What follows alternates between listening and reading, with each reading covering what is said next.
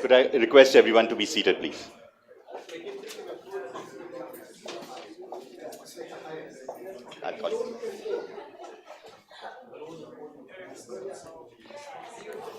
Yeah, as we know, we have a very large panel, so I wanted some space to myself. Good afternoon. It's really great to have all of you here. It's a great privilege for CSEP to host ADB and the work that they have been doing on net zero. And it's really as great a privilege to have such a distinguished panel here with us today. So it's this area of net zero is something that I must say ADB is very brave at presenting at this time, and especially to come here and do that. The G20 headquarters are right in front, and so you may not be able to go back. As a consequence, this is going to be a fairly large talk, long talk. It goes on for about half an hour, 40 minutes, and then we have a Q&A, and of course, discussants comments. I'd like to introduce to you our panelists first, and then I'll also like to request the authors and the panelists to join me here on the stage. Indu Murthy heads Climate, Environment and Sustainability at CSTEP. She has worked as a consultant scientist at the Indian Institute of Science, Bangalore. She's also an expert with the UNFCCC roster of experts in India for the GHG inventory, and is a member of REDD, constituted by the government of Karnataka. Her areas of interest include climate change vulnerability, land-based mitigation, and adaptation and resilience building, or climate-proofing development to climate change. Dr. Sudipto Mandal is the chairman of the board of the Center for Development Studies in India. He also serves in varying capacities as a board member and expert of several other organizations, including the Indian School of Public Policy, NIPFP, and CAER. He was a member of the 14th Finance Commission and the erstwhile Monetary Policy Advisory Committee of the Reserve Bank of India, and the chairperson of the National Statistical Commission. May I request you, Dr. Mandal, to be here? We are going to soon be joined by Mr. Munte Kaluwalia, who's a distinguished fellow at CSEP and has been a notable figure in the Indian economic reforms from the early 1980s onwards. For the past few years, he has been working extensively on environment and climate change issues. He has previously served as the Deputy Chairman of the Planning Commission of India, as the Finance Secretary in the Ministry of Finance, and as the first Director of the Independent Evaluation Office of the IMF. He has written extensively on various aspects of development economics and is a recipient of the Padma Vibhushan. So he's slightly delayed, so he's just called and said that he'll be here in a couple of minutes. I'll now also introduce the presenters of the report. Lele Song is currently the Director of the Economic Analysis and Operations Support Division of the Economic Research and Development Impact Department of the Asian Development Bank. We would later like you to also explain to us what all of these entities do. Thank you. He leads a team of more than 20 economists supporting ADB operations and conducting research on development issues in Asia and the Pacific. And I hope all of those 20 are going to work on climate issues from now on. Since 2007, when he joined the ADB, he has served in the Office of the Regional Economic Integration as a senior advisor to the president of ADB and as the regional economic advisor for South Asia based in New Delhi. Manisha Pradhananga is an economist at the Economic Research and Development Impact Department of the Asian Development Bank. Her research focuses on energy and climate change issues. Prior to the ADB, she was the assistant professor of economics at Knox College, and she has a PhD in economics from the University of Massachusetts, Amherst, and the bachelor's degree from Mount Holyoke, USA. So without further ado, may I request Dr. Song to now present the report. Thank you.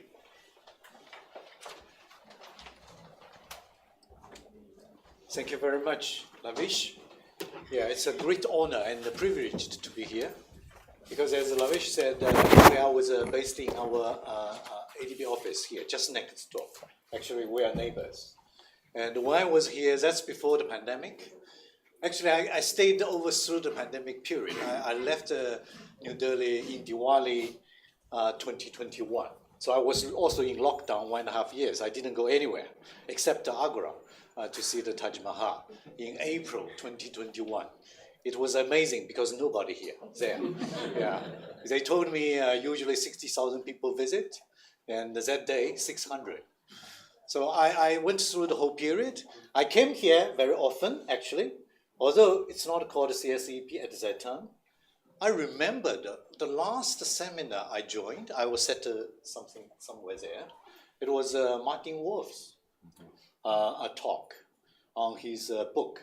I don't know, I think he got that book only recently, but at that time, he already finished some sort of draft. Then he came here to present. So that, I believe that's the very late 2019, if not early 2020. It's still Brookings, India at that time. So I came here really often, and it's great to see so many familiar faces. Shekhar, Rajesh, which I knew actually from ICA. Yeah, when you moved here, I came here to see you. And Shalini, our former colleague, now in the EIU. Yeah, Rana Hassan Taflik. Yeah, Rana and I have swapped positions. Yeah, he joined here to take my position, a nice position, nice office, facing British school. But I went back to Manila to lead our division of economic analysis and operational support in the research department. Lavesh, you mentioned why we got this economic research and development impact department. So ADB actually moved into a so-called new operating model, we call it, just on the 1st of July. Yeah, about a little more than 2 months ago. And we have the so-called 4 shifts. Now I can't remember what 4 shifts. One shift, major one, is climate change. So ADB wants to be a climate bank of Asia and the Pacific. And one shift is private sector, development shift. We would like to work with private sector to mobilize private sector funding for development, for climate change. One shift is so-called sector shift. We put all the sector people together under one roof, headed by Indian, Ramesh Subramanian. And then another shift is the way of working. We try to work as one ADB team. So we shall see. It's just a start. And then they emphasize this structure change should be conducive for maximizing development impact. Because multilateral development banks usually focus on to push the money out of the door. So we just try to lend as much as possible. But this is only financing numbers, outputs. But then how about the outcomes or impact of those money? Yeah, then we want to maximize development impact. Then when they designed the structure change, then the senior management were thinking, so which department should carry such a mandate? So luckily, they said the research department should be best placed to maximize the development impact of ADB. And there's somehow, in various features of this new operating model, senior management thought we should renew the role of economists. Yeah, somehow the role of economists was losing a little bit. And the specialists, engineers, gender specialists, social sector development specialists took a lot of function roles. But then economists somehow on the backstage. But now they would like to strengthen the role of the economist, then to help maximize development impact. So this is your question to me. But now let's get to this report. Yeah, we have a team of economists working on this report. And our research department, regrettably, actually ADB research department didn't do much research on climate change. We only published a report in 2015. So afterwards, we didn't have much reports research on climate change. Then since late last year, we start to move. We mobilize our resources. Then we'll produce a first major report on climate change, particularly on mitigation. So this is Asia in the global transition to net zero. And we released it in late April. Yeah, then we just come to India because India, as we know, you are already playing a significant and major role in global transition. And we would like to listen to your views, your feedback, and how ADB and other multilateral development bank can work with India government, private sector, and other stakeholders then to achieve what we would like to achieve, to make the planet more sustainable. So Manisha would be presenting the report, and she was one of the co-authors of the report. So I just turn the floor to Manisha. Thank you very much.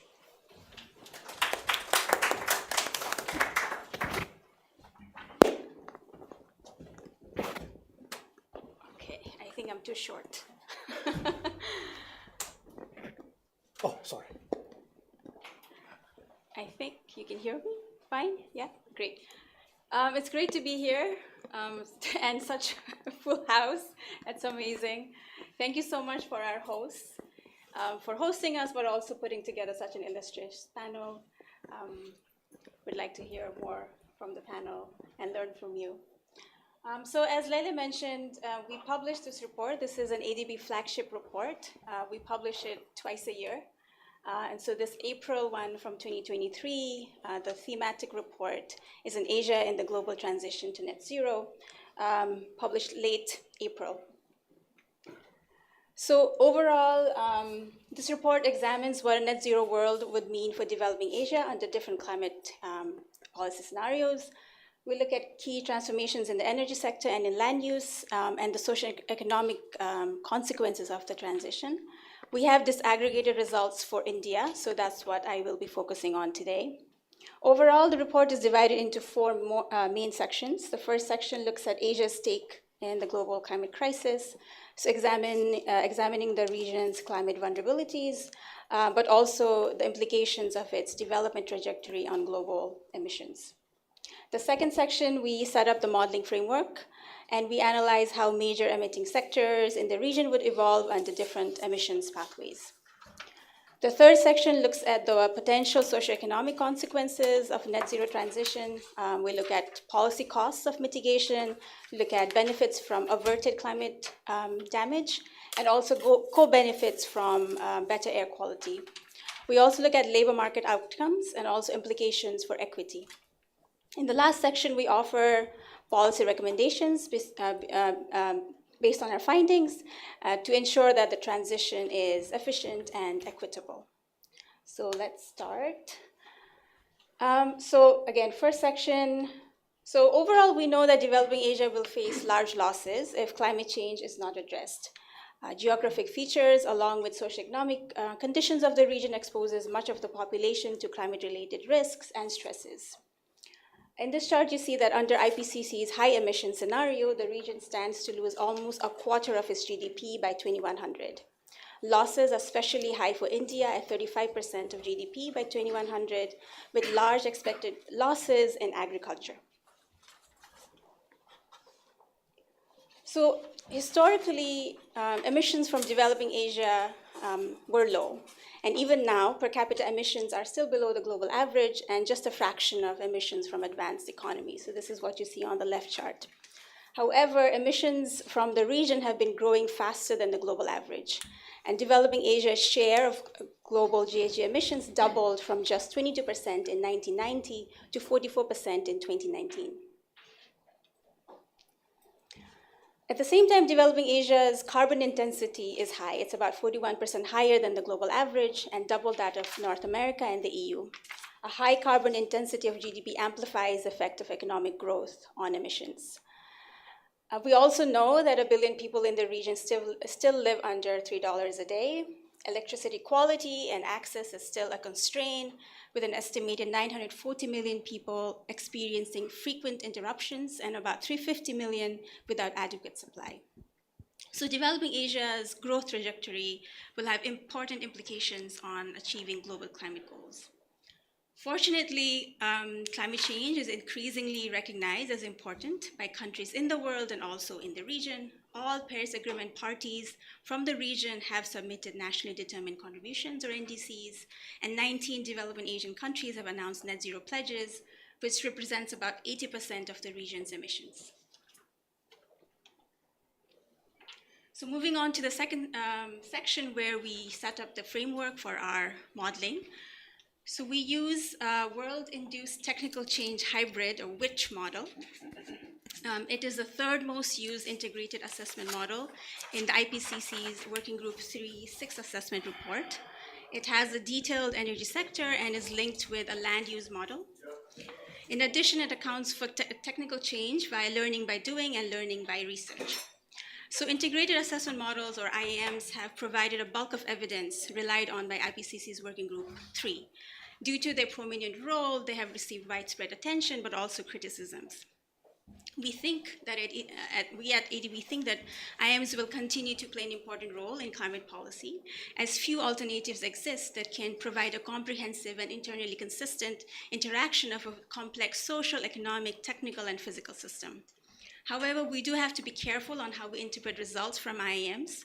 They're not meant to be prescriptive roadmaps for countries, but are best used to understand potential trade-offs and feedback effects of different mitigation strategies that may not be obvious if you just look at isolated sectors.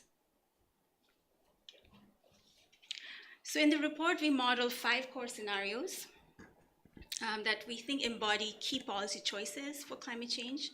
These include scenarios based on current policies, that's the first one, and NDCs, so that's the second one. And then we include NDCs plus net zero pledges, so that we call this the uncoordinated net zero. In addition to these 3, which are based on Paris Agreement goals, we also model 2 optimal global net zero scenarios, the last 2, so global net zero and accelerated global net zero. These include international coordination with international carbon markets. So global net zero basically follows NDCs until 2030. Then there is a coordinated global effort to stay within the carbon budget to achieve Paris Agreement goals. Whereas accelerated global net zero, we don't wait until NDCs, we start action immediately. So that's the difference between the 2. This is a global model, but we have disaggregated results for major emitting countries in the region and also subregions. So we have disaggregated results for PRC, People's Republic of China, India, and Indonesia, and then we have results for subregions that you can see on the slide. Okay, moving on to some of the results. So these charts here show the global CO2 and GHG emissions pathways for the 5 climate scenarios that I just described. So current policies is the gray one on top.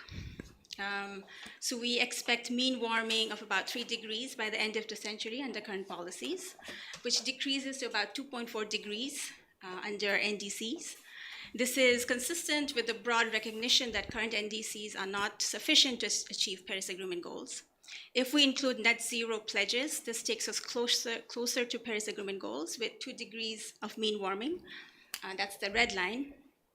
But given the uncertain probability of staying within 2 degrees, this does not technically achieve the well below 2 degrees definition of the Paris Agreement. So global net zero and accelerated global net zero, the yellow and the green lines, these are implemented under stringent carbon budgets in the model, and these are the only scenarios that are consistent with Paris Agreement goals. These lead to mean warming of 1.7 degrees by the end of the century, with a higher than 67% probability of staying within 2 degrees. Okay, so these charts here show CO2 and GHG emission pathways for India for the 5 scenarios that I mentioned earlier. What I'd like to point out is that under uncoordinated net zero, this requires sharp reduction in emissions after meeting NDCs in 2030. This is due to a lack of global coordination on climate action, so the burden to reduce emissions falls on countries that have net zero pledges, including India. We see similar patterns for Indonesia and also for PRC. Whereas the global net zero scenarios, the green and the yellow lines, these assume international coordination and a global carbon market. So this market mechanism allows mitigation to be allocated based on abatement costs. So efficiency-wise, these are kind of the more optimal models. So this would then require less ambitious mitigation from India. These charts here show the main sources of mitigation under accelerated global net zero. So that's the last scenario. The first one is for developing Asia, and the second one is for India. So overall energy efficiency is the most important source of mitigation reduction before 2040, followed by mitigation from agriculture and land use. Change in the energy mix through a transition to cleaner sources will be critical by mid-century, as scaling up of renewables will take some time. Whereas emerging and costly technologies such as carbon capture and storage, that's the gray part in the chart, will only play an important role after 2050. Okay, so looking at the land use sector, so under accelerated global net zero scenario, forest cover in developing Asia increases from about 26% to about 30% of land cover by 2050. Land area devoted to grow food crops decreases by about 36 million hectares, while 39 million hectares of land will be used to grow energy crops by 2050. Similar trends are observed in India, where forest cover increases from less than a quarter to about 34% by 2070, while cropland decreases from close to 30% to less than a quarter, and energy crops will account for about 8% of land cover by 2070.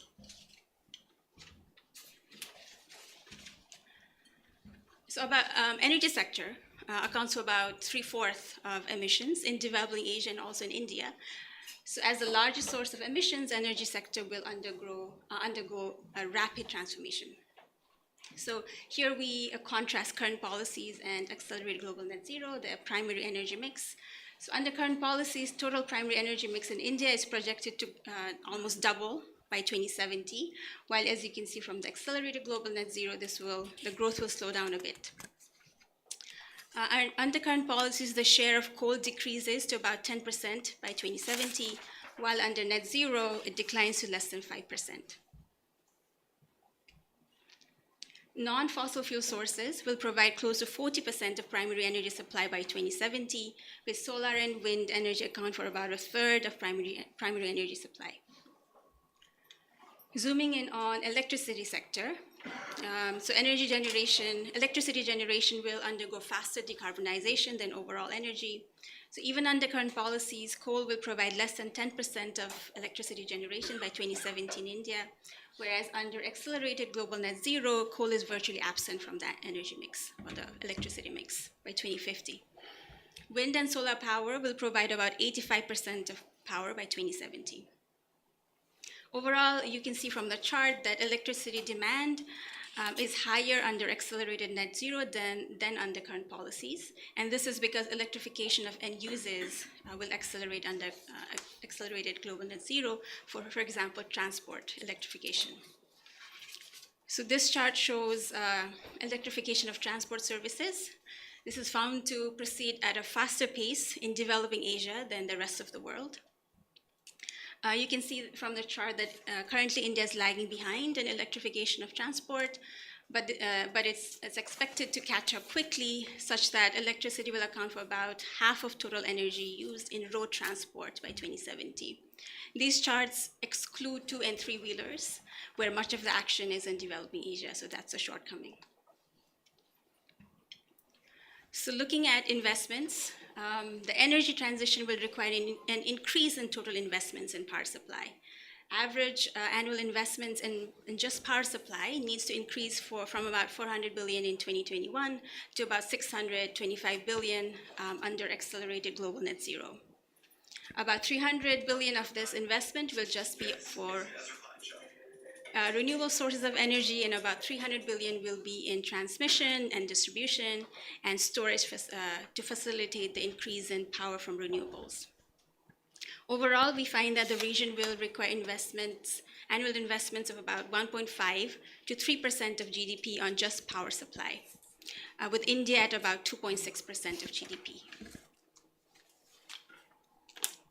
So moving on to the third section, socioeconomic consequences of the transition. So this transformation encompasses a profound set of changes across sectors, activities, consumption patterns with different economic and social outcomes. So in this section, we examine some of these consequences. We focus primarily on three things: the policy costs of mitigation, the benefits from avoided climate impacts, and the co-benefits from cleaner air. We also do some analysis to look at jobs, effects on employment, and also equity. So looking at mitigation costs, overall, we find that mitigation costs are quite low for developing Asia. So they're about 0.8% of GDP in 2030, also 0.8% in 2050, and about 1.4% in 2070. This is under accelerated global net zero. Some regions within developing Asia have much higher costs. This includes Caucasus and Central Asia, because they are fossil fuel exporters, so they see higher costs, whereas fossil fuel importers and countries that start from a low level of per capita emissions see lower costs. Zooming on in India, the overall cost of pursuing global net zero is about 0.5% of GDP overall. There is some differences, but about 0.5%. Again, this is for accelerated global net zero. If we look at the uncoordinated net zero, which is pursuing this discontinuous and rapid decarbonization going from NDCs to net zero in 2070, this would mean higher costs. So you can see this from the orange bar on the second chart there. Uncoordinated net zero has the highest cost among all scenarios. This is about 10% of GDP for India in 2070. So looking at some of the components of those mitigation costs. So overall, subregions in developing Asia, other than Caucasus and Central Asia, will see increasing imports of fossil fuels under current policies. And as you can see, this is also true for India. Under accelerated global net zero, fossil fuel imports decline dramatically. So in 2050, fossil fuel imports for India are reduced by 36% under accelerated net zero compared to current policies.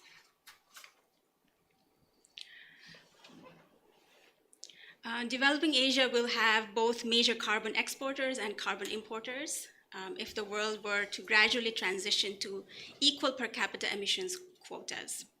Throughout much of the century, India and rest of South Asia are leading exporters of offsets or allowances, whereas primary purchases are wealthy OECD countries and the People's Republic of China.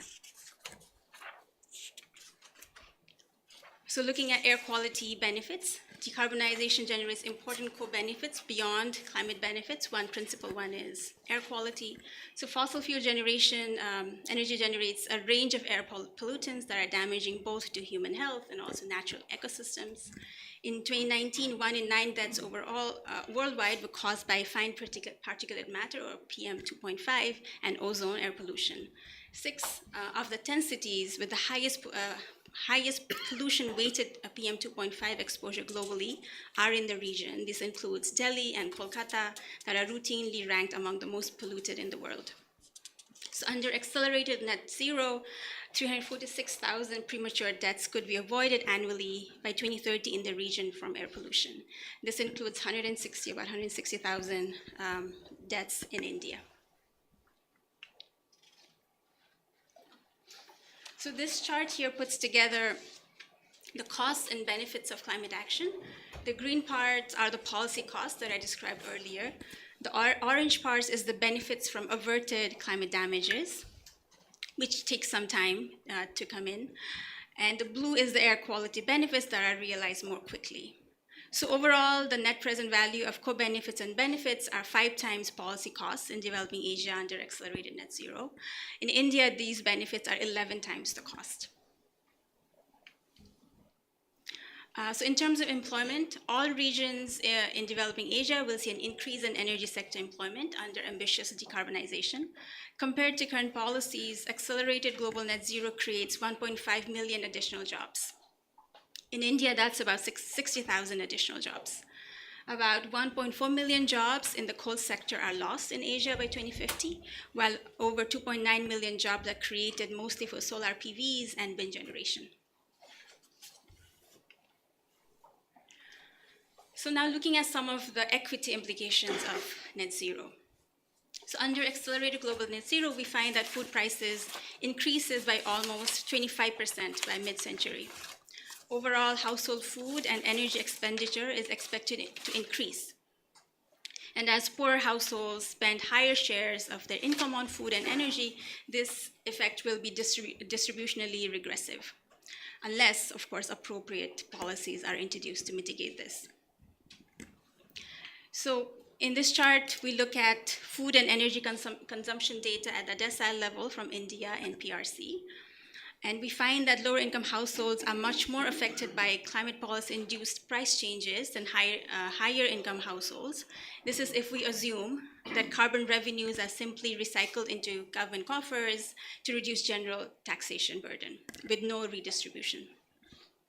But if we look at more progressive policies, such as a simple climate dividend of equal per capita, to households, transfers to households, the distribution effects are much more progressive. So we just wanted to show one policy example of how we could mitigate some of the regressive elements of mitigation action.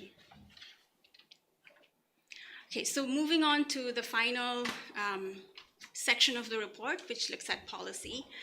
I won't spend too much time on this, but basically, based on the modeling findings, we offer policy recommendations within 3 mutually reinforcing pillars.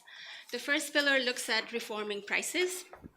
It focuses on actions to price carbon emissions to remove negative carbon prices arising from subsidies and market distortion. So this includes fossil fuel subsidies. The second pillar, facilitating low carbon responses, focuses on policies that reduce barriers to decarbonization. So we look at different environmental regulations and subsidies to offset fossil fuel subsidies, to establish demand for clean technologies and investments in knowledge goods, and also leveraging private investment. In the third and final pillar, we look at fairness. It looks at how we can achieve a more equitable international distribution of costs and policies to shield lower income and vulnerable from the costs of climate action. This includes carbon revenue sharing that I discussed earlier, but also facilitating labor market transitions, investing in public services for vulnerable sectors. And we really stress that low carbon growth must be just to succeed. Decarbonization policies may lead to political backlash and reversals when effects are regressive or they're not accompanied by measures to ensure that the vulnerable are insulated from shocks. So we really stress this in the third section, that the low carbon growth must be just. So I think that's my last slide.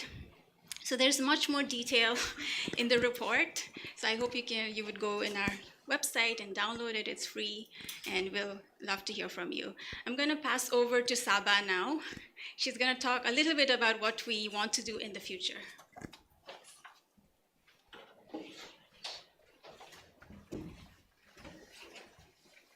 Thank you. It's a privilege to be here. And thank you, Manisha, for introducing the mitigation part of the report.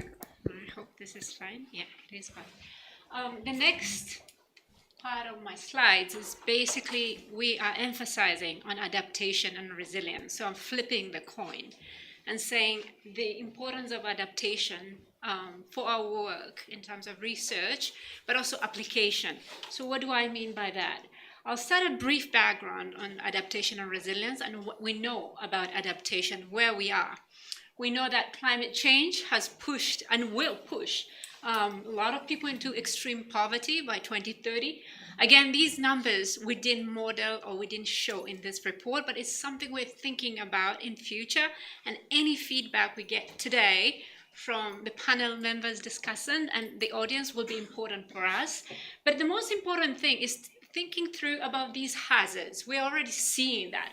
We're seeing extreme temperatures. We're seeing frequent droughts. We're seeing forest fires, not only in India, all over the world, we're seeing this. And so the question with that regard is saying, what are we doing about this? And we can see the government, for instance, in terms of the public expenditure, greening the corridors within cities, like Delhi, making it much cooler. We see that climate proofing of, say, structures to avoid flood risk, it's already happening. And so even in terms of forest fires, we're seeing there's a lot going on in forest management to try and not anticipate, but prepare ourselves for those adaptation costs that are coming with climate change at the present time. So then what do we need to think through? We need to think through this transformation, not only of human systems, but also the natural systems, and how not only is it about incremental adaptation, but this transformational as a process of two different systems, the human and natural systems. And so that is very important with a budget constraint. So governments cannot fully take hold of adaptation costs alone. So we have to think about where is that investment coming from. And so I think with that relevance, we have to think about that intersectionality of different capital, natural capital, human capital in terms of jobs, social capital in terms of resilience. We need social capital in that manner, and also financial aspects of it.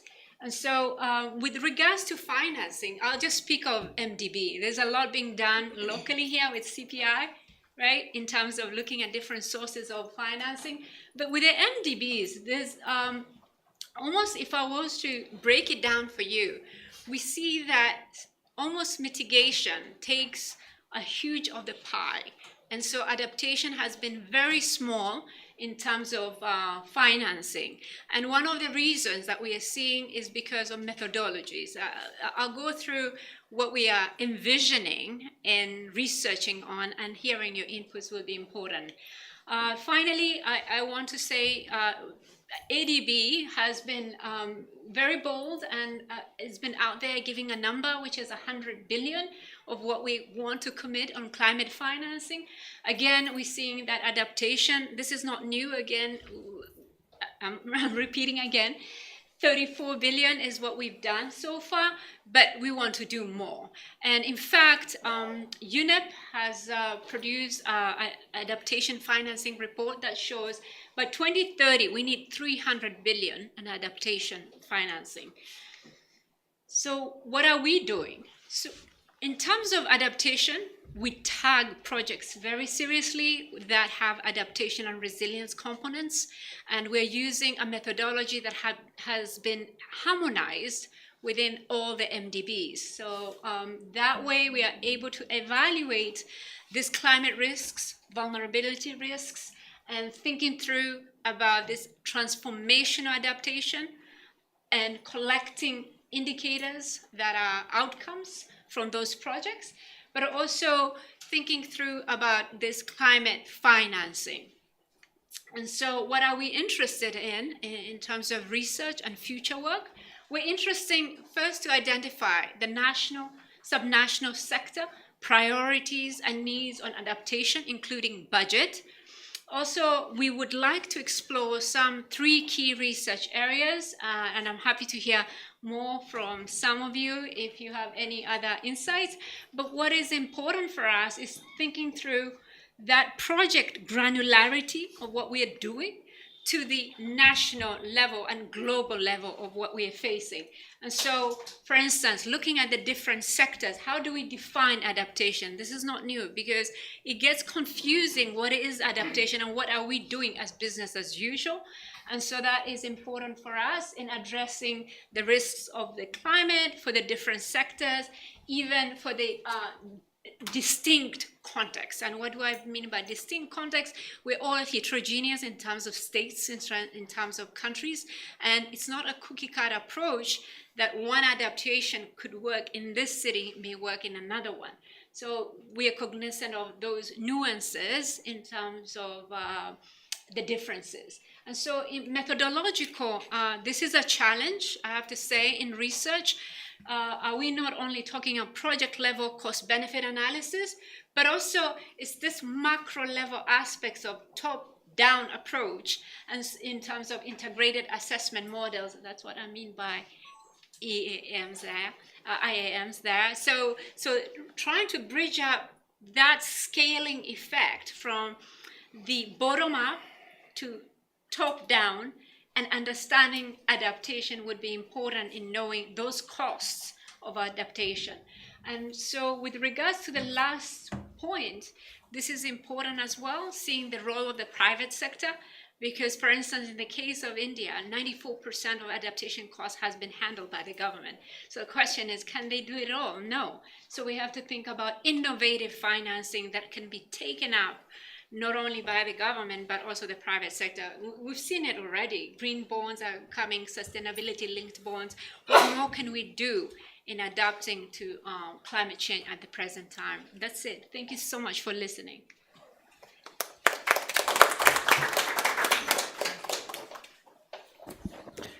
May I now request Dr.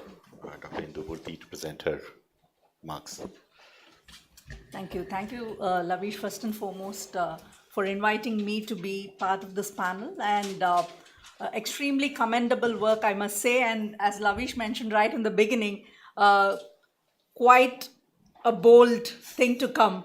But at the same time, I think, it's kind of quite timely also because, at a time when individual countries are, looking at net zero and trying to see how do we achieve, here comes a study which is trying to say that, yes, individual countries have to do their bit, but at the same time, if there is regional coordination, there is a way to solve the problem in a much better manner, which is a win-win in many ways, not in all ways. So that way, I think it's extremely commendable that you people have set out to try and look at the problem from that particular lens, which kind of leads us into the part when, COP is just around the corner. So, is there a way that countries could get together and start negotiating on those? Because, we've been talking about taking more responsibilities than what we had signed up for with so little finance coming in. So I'm going to just take this moment to talk about just two of the things that your report discusses. One on the land use, which is close to my heart.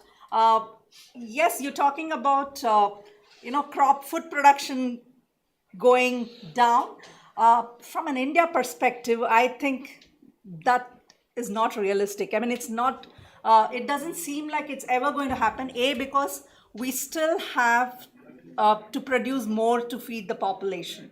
Our per capita food availability is still lower than what's actually needed. So given the goals of, feeding more mouths that are going to be there, so it doesn't seem like it might happen. But when we look at it from a modeling perspective, it does give us a what-if scenario, which is fine to look at it, not an issue. Now, the other thing is also with respect to the land itself. I mean, you just have one resource, but there are competing demands: renewable energy, forestry, and then, of course, food production is something that cannot be compromised. But over and above this is the problem of water itself. Under a climate change scenario, water, it's going to be too much in some places, too less in some other places. So given that emerging problem, it really seems quite difficult to foresee a place where you're looking at more of, tree cover coming up, because, we have an NDC goal, right? But where are we? Right? There is no clarity on that in the first place. Secondly, we have a very, we did come up with an agroforestry policy in 2015, if I remember right.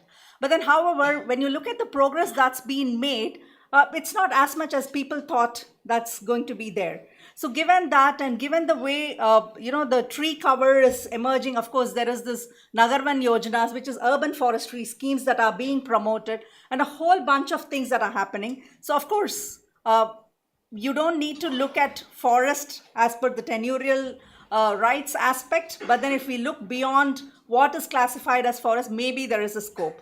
And I always argue that, in a place, agriculture, yes, food production cannot be compromised, but we also have almost 50% of agriculture in India being rain-fed, and a lot of it is increasingly being left fallow. So is there a way to transform those lands, which is beneficial to the farmer also, because there's some income that goes in there, but at the same time, it's also beneficial from an adaptation perspective, because it's very clear that perennial tree crops are a good adaptation strategy. So that is one way to look at the problem. The other is with respect to the transport electrification piece that the report discusses at length. It does talk about multiple options that could be put in there. Biofuel is definitely one of the cases. There again, the problem of land versus water emerges. there is competition. So the ethanol mandate right now it's going pretty much well. There are also discussions around, should it be increased? Is it really realistic to do that? And secondly, the thing is, do we have enough vehicles which can actually run with ethanol, the blending itself? So probably, the design changes that need to happen, what would it mean? What would it cost? That is something people will need to start looking at very seriously. That's also important to look at. And of course, moving on to the adaptation piece that Sabha presented, I think the biggest challenge when you're looking at adaptation is the challenge of attribution itself. I mean, we say climate adaptation, but we all know for a fact that a lot of it is a cumulative effect of environmental damage that's happened over many decades, and now climate change is exacerbating the problem. Now, the minute you start trying to put numbers to this, there are a lot of questions that start emerging, and then you kind of left nowhere. But at the same time, it's really important to kind of look at the problem fairly in a granular manner. So as you rightly pointed out, there are geographical variabilities, there are sectoral variabilities that need to be looked into. And also this entire discussion around incremental versus transformational. A lot of us, when you think of transformation, it seems like, okay, people are going to be in a better off situation. But is it really so? Because, we are having people and livelihoods attached to these climate sensitive sectors. So they have jobs, they have certain skill sets that they build those livelihood systems on. Now, when a system is transformed, so what does that mean for the people who are in there? So I think these are important, pertinent questions that need to be looked into, because it's not just impact on the ecosystem, it's also impact on the dependent livelihoods up there. Lastly, with respect to the indicators that you brought in, I think that is where probably, we should start working on, because I think with adaptation communication beginning to happen from 2024, countries are beginning to talk about indicators. Countries are beginning to find ways of actually quantifying what's happening, not necessarily just climate projects, climate dedicated projects, but even in developmental programs, because there is a multitude of core benefits that emerge, particularly when they are land and water-based activities that are implemented. So given that, I think that would be a good entry point when we start looking at how do you look at the metrics for adaptation itself before going into, how do you quantify, how do you put a value to what happens up there. Thank you. Thank you. So I'm going to ask all the panelists to go first. Dr. Mandal, may I ask you to go next? First of all, let me join Indumurti in congratulating you. I think this is a really excellent report and very timely, of course. I certainly learned a lot from it. Also, what I particularly liked about it, two things. A lot of the narrative on this whole subject is about how bad things are. And you start with that, and your point of departure is really to look at how to find, adaptation and mitigation solutions in particular. But more important that I like the fact that you kind of distributed it in a dynamic sense between the early harvest and the later period, the first 15 years or so to 2040. Because again, much of the discussion, even on what is to be done and what is being done, is all about technology. But you make the point that in these first 15 years, while that's going on, I mean, the huge reduction in, cost of generating solar power and so on, that the real action is going to be in two different areas, namely improving efficiency and land use, which he was just talking about. And that later on, when there's enough, scale for all the new technology, and then that would take over from 2040, 2050. So I like that the first time I've seen it being done in this way. So I just have a few comments. First of all, in these scenarios that you've got, your business as usual, NDC effort, etc., including this accelerated global net zero, I mean, this is banal to say it, but it's a global problem. It's not an Asia problem. I recognize that your mandate is to deal with Asia and your report deals with Asia, but also using this global model. And some way it would be useful to know what are the assumptions you're making to plug in the Asian territory for the actionable measures on the Asian part. Because you do have different scenarios. Now, in those scenarios, what's happening in the rest of the world? It would be good to know that what is being assumed about action being taken in the rest of the world.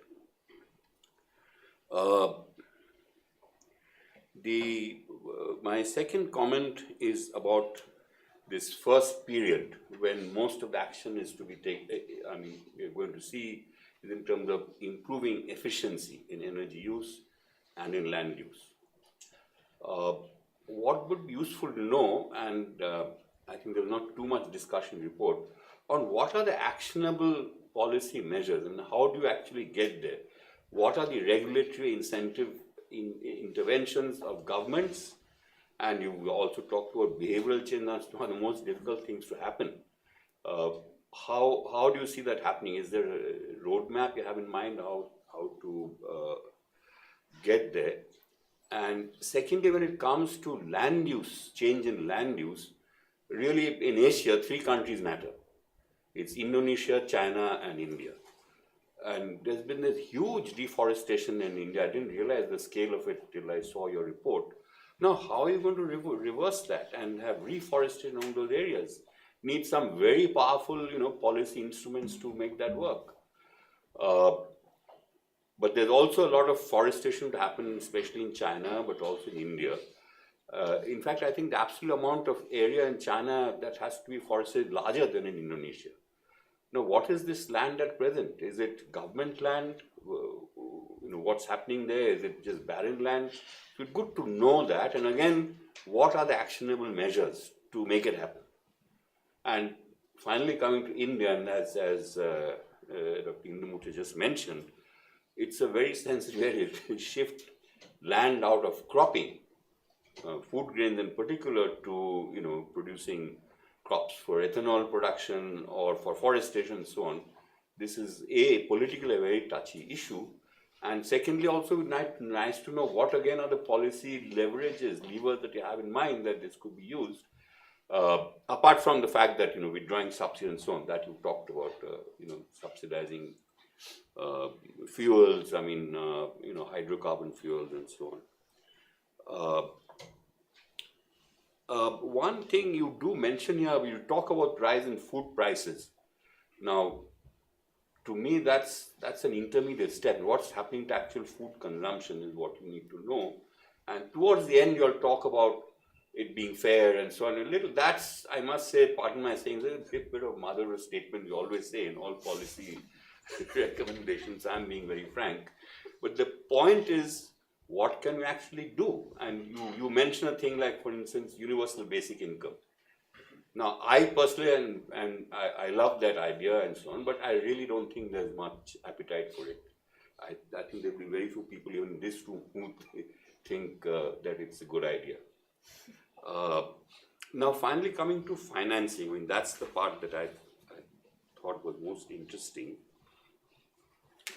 If I have it right, you are saying that what we need to mobilize in terms of additional resources, and now only about Asia, is about $700 billion per year.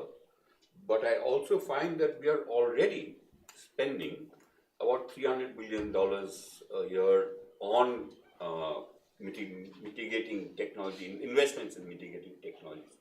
So you're really talking about a relatively small sum of a few $100 billion a year for a huge region like Asia. It doesn't seem like a huge amount, particularly given the fact that you already have these thematic bonds, green bonds, climate bonds, they goes under various names. Now, those bonds today are growing. I mean, the market for this is growing at about $1 trillion a year, $1 trillion US. But most of it is not coming to emerging markets. It's going to developed countries and so on. But about 100 billion are already coming to emerging markets, not all in Asia, but to emerging markets as a whole. The point I'm trying to make, and by the way, these bonds are, they are at the moment selling at a premium. So in other words, there's a huge appetite for it. I mean, the number is something, dramatic, like 350 trillion eventually, not today. So my point is that there's a real practical opportunity here to generate enough financing, not from governments, not from the MDBs, but from the private sector, provided you give them the incentive to avoid the necessary risks. Because coming to an emerging market means there are additional risks that they take on, and you need to incentivize them to do that. And that is where I think the MDBs can play a very important role. Many numbers, what I have seen is the only additional amount that MDBs can mobilize, additional amount, is about $1 trillion a year. Now the Larry Summers and Kissing Committee is looking into this and so on. But a relatively modest amount, I think, if it's used to provide insurance and so on, could get this extra, $100 or $200 billion of private sector money to come into climate bonds and things like that in this region, which would meet the asking amount. Let me stop there. Thank you very much. Really good report.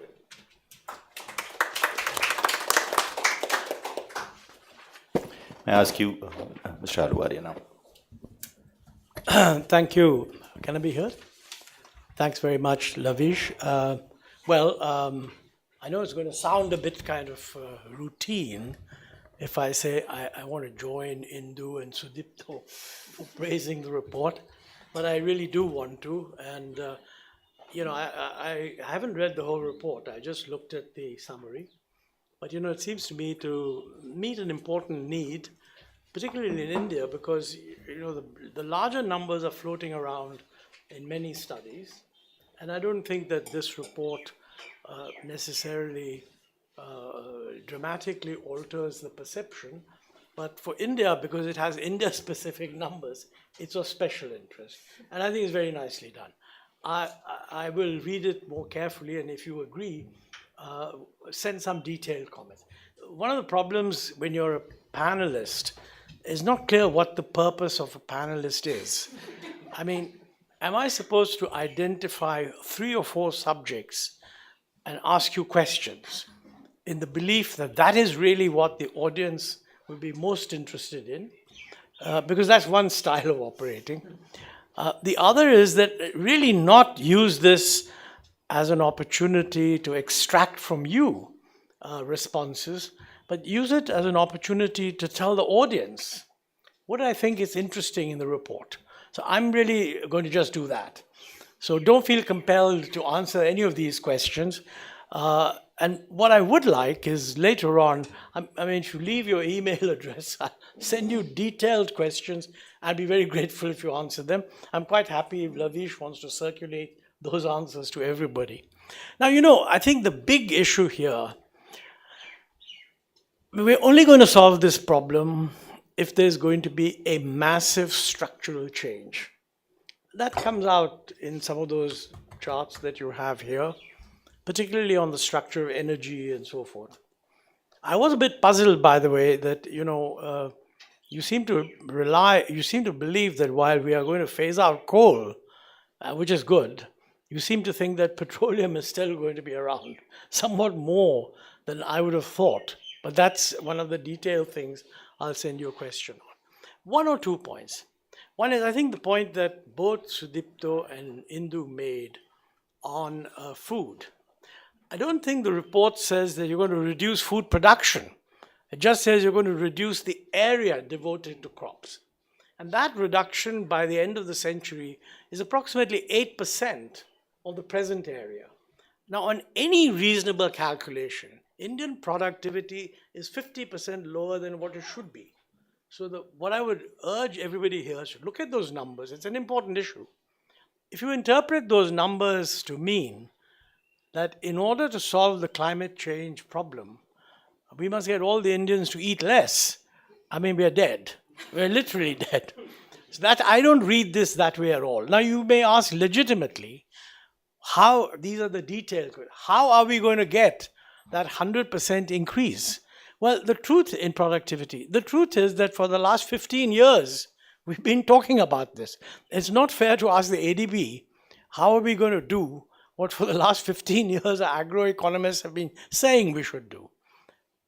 It does mean, though, that many of the traditional things that we have worried about need to be brought up front in the political debate. And of course, agriculture is the worst area to try to do that. I mean, the surest way of losing an election is to raise a serious issue on agriculture. I mean, if anyone here is intending to stand for election, I would seriously advise that you don't do it. But you know, someone somewhere has got to do this. Now, the present position, I've often said, you know, many of our states follow policies that are very difficult to understand. Now, for example, let me just choose, Punjab is the state I originally came from. I'm really a Delhi guy, but let me use Punjab, and Haryana is not very different. I mean, if you were to look at Punjab's agricultural policy today, and you asked yourself, what do you think is the global goal that this policy is meant to achieve? Global meaning, not global, but long term, for Punjab. I think the only objective that you could rationally say is to convert the state into a desert in 20 years. I mean, that is what the policy is supposed to. Now, the funny thing is, this is what I'm saying is not new, by the way. I mean, virtually everybody who's written on this subject has talked about it. And so we have to ask ourselves that if handling climate change requires us to answer these questions, which are not actually new questions, they've been there, we need to work out how are these questions going to come to the surface. And I mean, I'm not answering how to do that, but that's just one example. Second, which is a little easier, I think, you know, I mean, you talk about prices. I mean, that's very correct. You know, the international community rightly has gone on and on about, you know, get rid of fossil fuel subsidies, etc. I mean, it's economics 101. It doesn't require much discussion. But you know, the interesting thing is that in all the COP discussions, you find a huge demand that you must reduce explicit subsidies. Virtually no demand that we should get rid of implicit subsidies. Now, you know, the biggest price distortion in fossil fuels is not the implicit subsidy. I think the IMF has just produced a paper which says that the total implicit plus explicit subsidy on fuel, implicit means compared to what the price should be if you were to internalize the social cost, okay? And explicit is just the kind of market subsidy that's being paid. So, you know, against a market subsidy, this is a global average, of about 1.2% or something like that, the implicit subsidy, by not pricing the fuel properly, is about 5.8% of GDP. I mean, it's almost 4.5 times the fuel subsidy that we think of explicitly. So, I mean, when we talk about pricing, that's my real question. I assume you're not talking about just getting rid of fuel subsidies. I mean, they'll be difficult enough to do. But you're really talking about, you should be talking, I think maybe you are, you should be talking about how do we get rid of a price distortion where the price, and this is most true of coal, it's also, in India, by the way, petroleum price is not excessively subsidized because our petroleum price, what it is, I mean, the existing taxes would actually absorb even $100 per ton tax on petroleum products.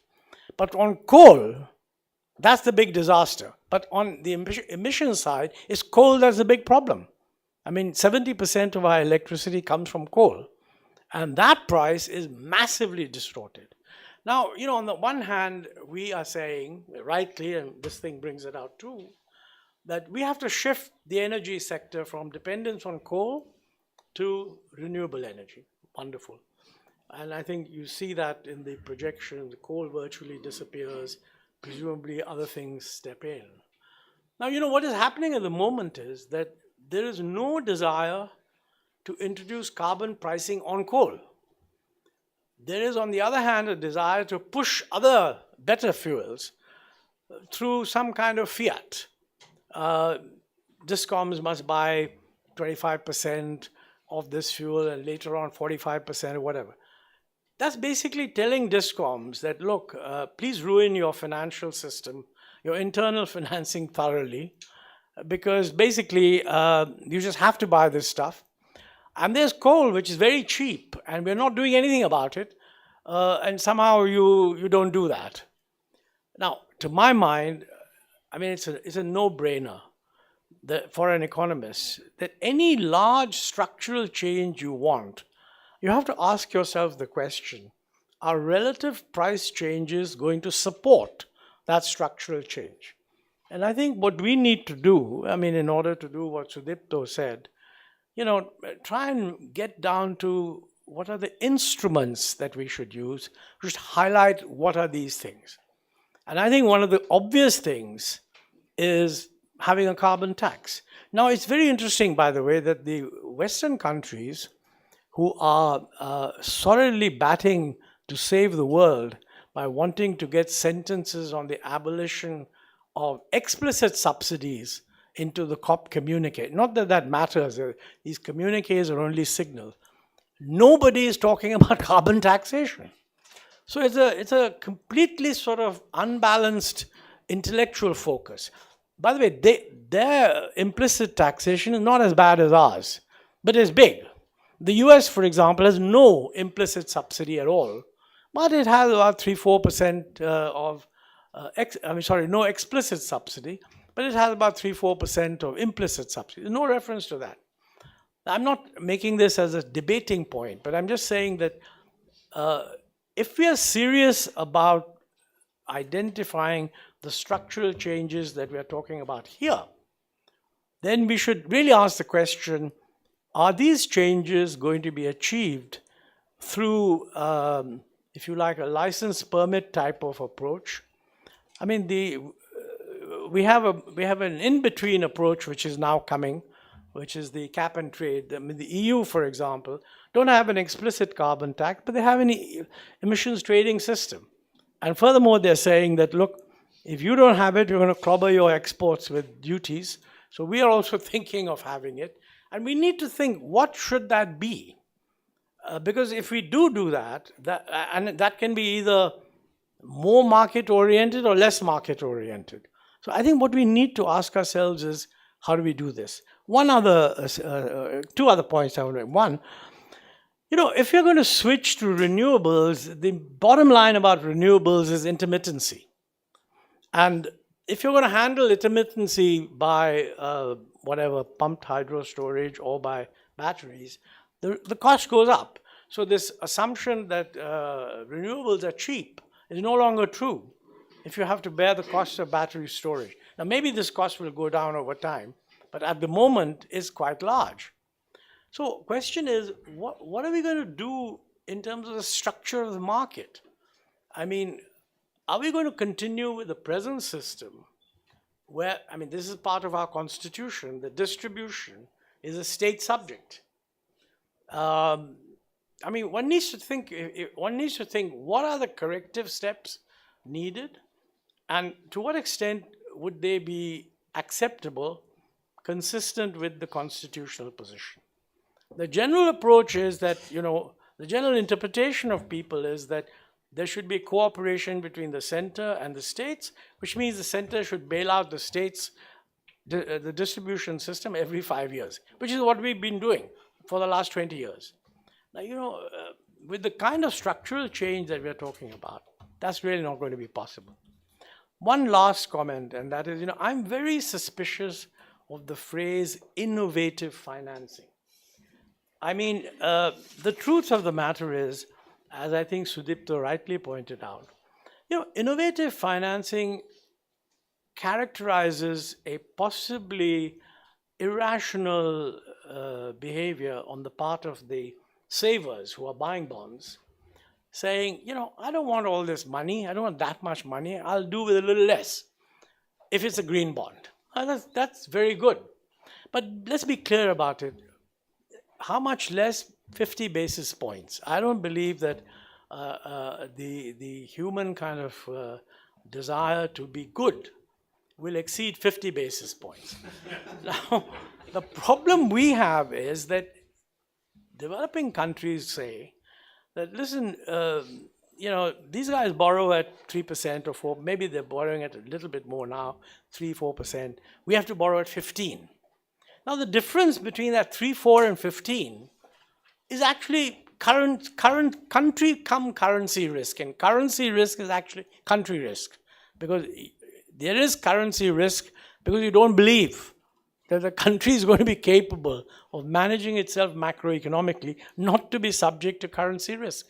I am not aware of any innovative mechanism that will deal with this risk directly. Now, a lot of people say that, and I say too, that I think MDBs should, that's the World Bank, ADB, others, can help by, providing risk guarantee, etc. But under their mandate, the risk guarantee must be priced. So the idea that we are going to offer a risk guarantee without a price it will not fly. And finally, of course, on climate change, I think there was some reference, you made the reference to the Larry Summers N.K. Singh report, which is shortly to be considered by the G20, and they've mentioned all these big numbers and so on. We'll find out what happens out of them. But since this is an ADB session, and you're all interested in the ADB, one of the interesting things that we need to think about is, would it be a good idea for MDBs, both the World Bank and the ADB, to actually use whatever leveraging power they have in their balance sheet for, let's talk about for India, to provide financing that will actually bring in more private investment into climate change issues. This, by the way, is a controversial point, because any number of people, particularly NGOs that are worried about, microfinancing, this, that, health, all good things, their view is that all that should continue.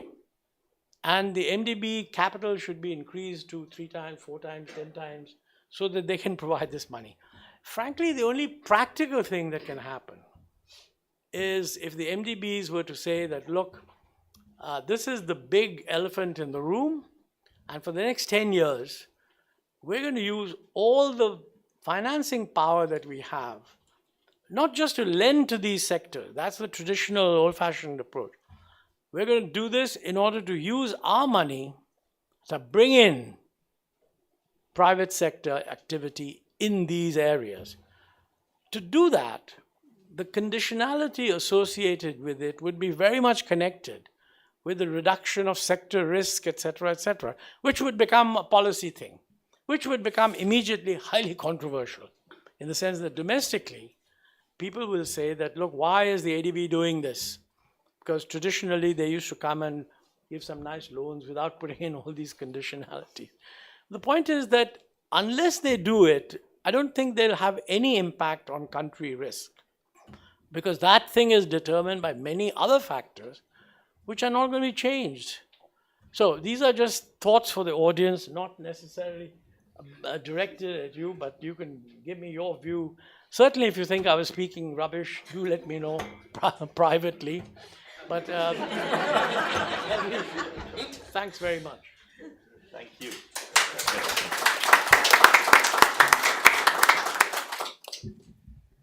Okay. Yeah, so let me respond briefly, and then I will turn to Manisha and Saba to give a detailed comment. Thank you so much for distinguished panelists, Sudipto and Indu and Montek, for your fascinating comments and feedbacks. So actually, we do this dissemination report. Another purpose actually is to try to get feedback, get your views, ideas, because ADB is going to, our research department is tasked to release our flagship climate report next year at COP29.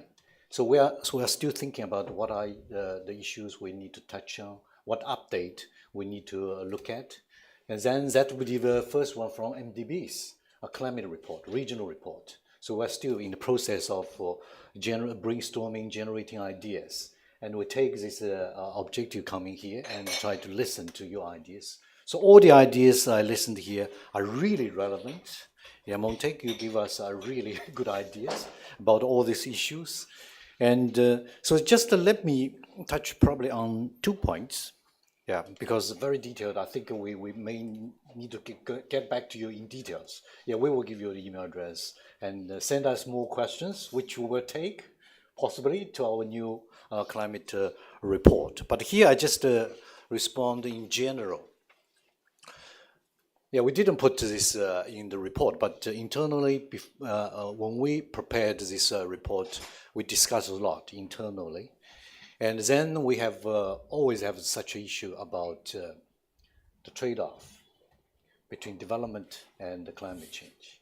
Although people, including our ADB, our president, our vice presidents, always say, actually now development and climate action, there's no trade-off. They complement to each other. But in the long term, it's true.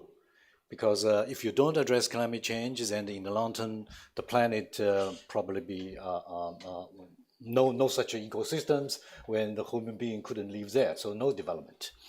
But in the short term to medium term, and this medium term might be quite long, you don't know, several decades, then you do have a trade-off. You put some money more on climate action, which you basically internalize those externality, which on all the damages in the long run. Then you try to put all this cost, then the current generation need to shoulder those costs, which you wouldn't see the benefits, because the future generation would see the benefits, because it wouldn't die so much. Yeah, if you look at all these integrated assessment models, I would say more than 85% of the damage actually came from the deaths. Prevented deaths, that's the damage coming from the carbon emission towards 2100. So this is, so we need to shoulder this burden. The current generation, maybe the future 1, 2, 3, maybe generations. Then we need to shoulder those burdens. And probably we enjoyed too much of these free carbon emissions to the surface, to the atmosphere. And then now we need to tackle it. Then we need to shoulder this. So this is really the cost, which means everyone on the earth probably need to pay a price, higher price. And for developed countries which have a higher living standard, naturally and legitimately, reasonably, they should have shoulder more. But then developing countries, we are still in a lower level of development than shoulder less, because we haven't emitted so much in the past. So this burden sharing is also an issue. So I think this still trade-off, I think, is an issue, and the developed countries should share more burdens than to support developing countries to tackle climate change. The second about this innovative financing, I think you picked it really nicely, and ADB also push out certain financing models. In Southeast Asia, we really push out a model, we call it energy transition mechanism, which actually, in my word, is financial engineering, because we don't introduce any carbon tax, carbon pricing in order to internalize externality. We just try to utilize the spreads between donor funds and the funds from the ADB, whether the commercial funds, that's the required returns on the commercial funding, then use that spreads to compensate those owners of the coal assets, then to let them to close down the coal assets, then to let the coal power plants to retire earlier. But with the global interest rates are rising, so that spread actually becomes smaller and smaller. So it's financial engineering becomes an issue. And when we brought this ETM coming to India, I think India authorities basically said, no, yeah, we wouldn't do this ETM. There's no such a financial engineering. And even ADB probably also in the process of our optimizing our balance sheet. It's possible after this optimization, you took certain parameters, you take a little bit more risk, then ADB financing, annual financing can be pushed maybe 30% more or even 40% more. based on the current lending scale. But even with such a scale, if we increase, last year we pushed money out 22 billions. So it's possible we go to 30 billions per year. But unfortunately, yeah, this is our experience. We're talking to our developing member countries. Many of them told us, so if you would like us to do climate change, mitigation, and even adaptation, then you need to provide concessional financing. 1%, 2%, not your OCR lending, just market rate plus 50 basis points. That's too expensive. Why? Because all those mitigation adaptation projects couldn't generate such a financial cash flows to make the project bankable or viable without carbon pricing, without those internalizing externalities. So there could be a situation if MDBs really ramp up its financing capabilities, but then we have difficulties to find projects to finance because developing countries may not want to borrow. Too expensive for the developing countries to take those climate actions, to do those climate action projects. Okay, so let me stop here. I might give you a lot of gloomy views, but let my colleague to address some details. Thank you. Thank you, Lele. Thank you so much for your comments. Very, very useful. I'll try to pull some of them together and answer them. So on the issue of land use and crop land. So the model basically shows a 5% reduction. So it's not large. It's, if you have productivity growth, perhaps you won't have, less crops, but just the land used for crops. When we were starting this study, we chose which model, the one that I explained earlier, and one of the reasons was because this integrated assessment model actually has a land use model, and for us that was critical because agriculture is such an important sector in developing Asia, and also forestry is very important. So actually among the IAMs, which has a strength that it has this land use, this Globium model that we have. Now, is it perfect? Of course not. Of course not. No model can be perfect. And again, this is a global model. And there's a trade-off between a global model and how much detail you can get into versus a national model and the details that you can get into that.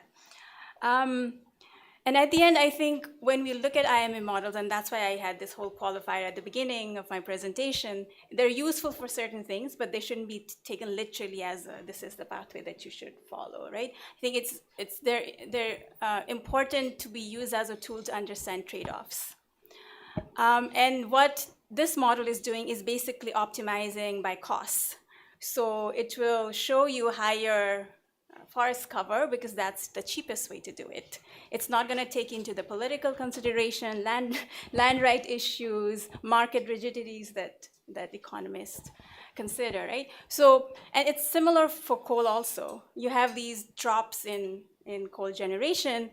Will that actually happen? Well, it depends.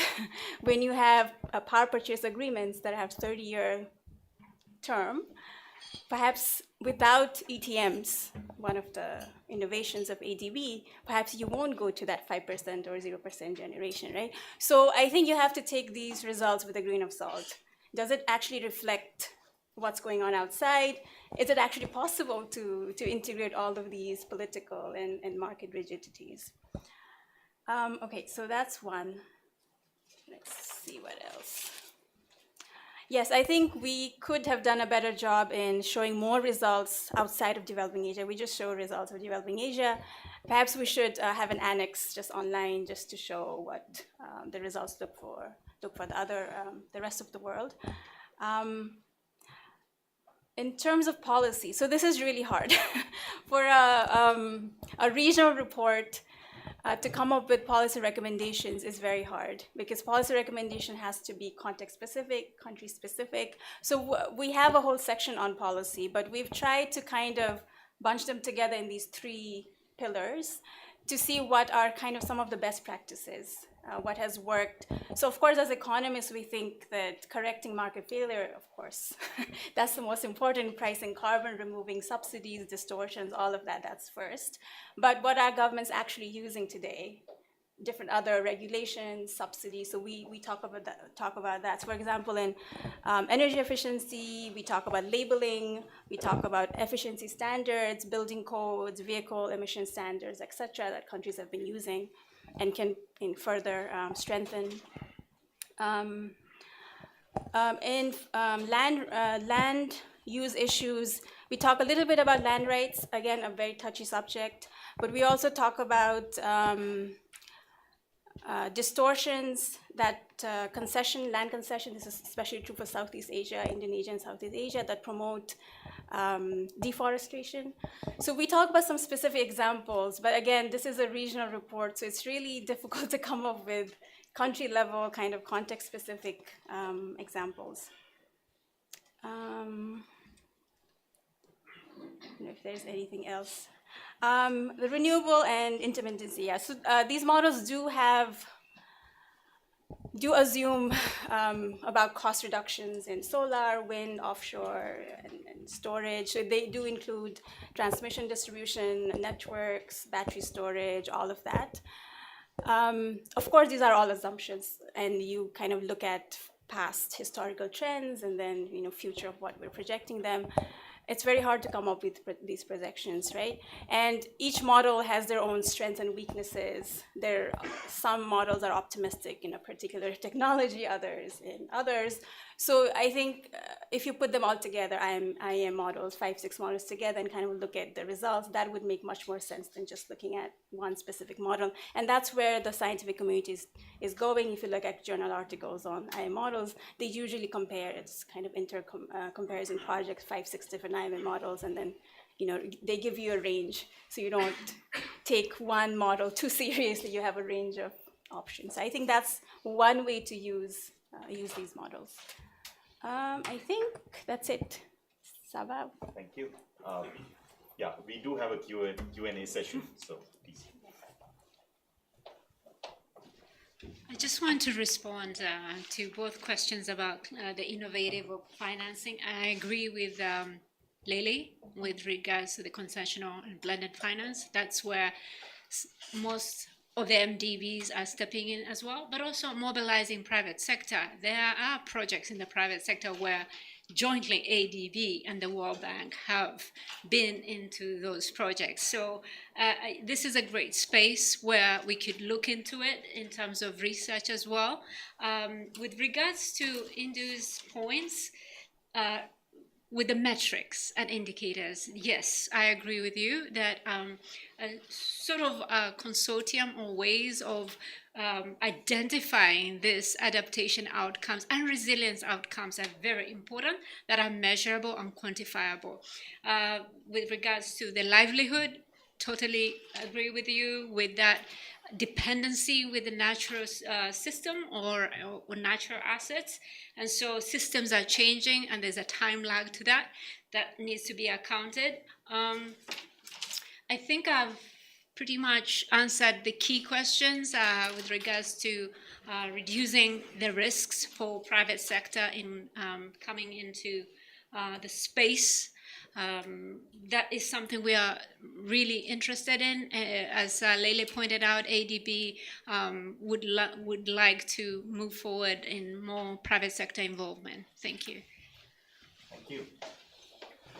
But so we're going to take a few questions and then run it by the panel. So I've got 1, 2, anyone else? Okay, 3. So can I start with the person at the back, then Daljit, and Shekhar after that? Yeah. Thank you. I would like to be the voice of the private sector. I'd like to introduce myself, our company first. I'm from Biofix Private Limited, which is pretty much a startup, which is funded by Prime Minister Modi's vision. We work in the compressed biogas sector. We generate compressed biogas from agricultural waste, municipal solid waste, you name any organic waste. We are also the only company in India which is making biofertilizers and not the simple fertilizers. I'll come to the question. Yes, please. So very let's stick to the yeah. topic. The thing is, and we also are making green hydrogen from your dustbin waste. We have that capability. We're the only company in India. Yet we are struggling for finance. This is when each of my projects can generate IRR of more than 40%. I'm struggling for finance. These green bonds and these things are we are having no access to this. We're working with municipal commissioners, ULBs, state governments. The mechanism with the MDBs and trickling down to the private sector is still that railroad to us is not very clear. So what I really appreciate that Sabha was saying that how we can partner with the private sector. We would want to understand how that can actually be done, and if not, we were happy to brainstorm with you to find some solutions on that. Great. Thank you. Very well put. Please keep the questions and interventions brief. Yeah, Daljit.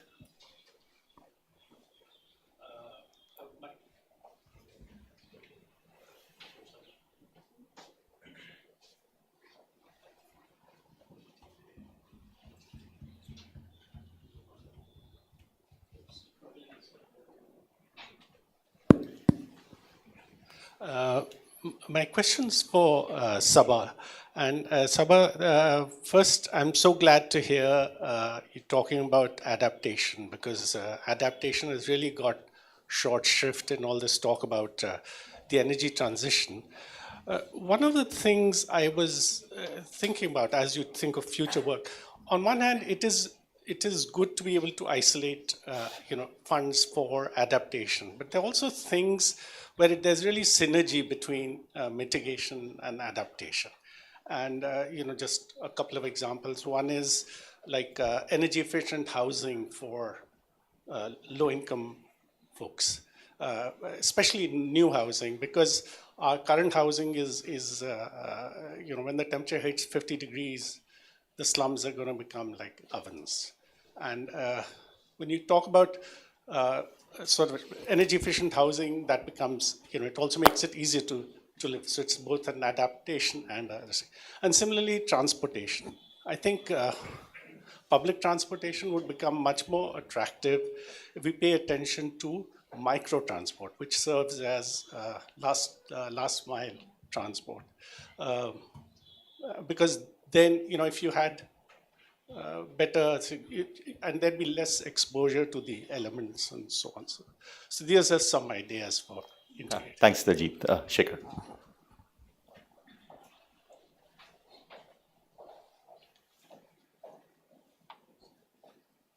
Thank you.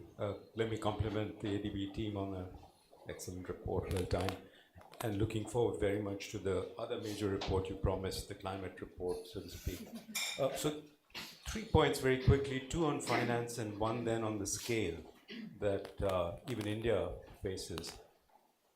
To me, fickle finance is probably the biggest climate threat that we face today.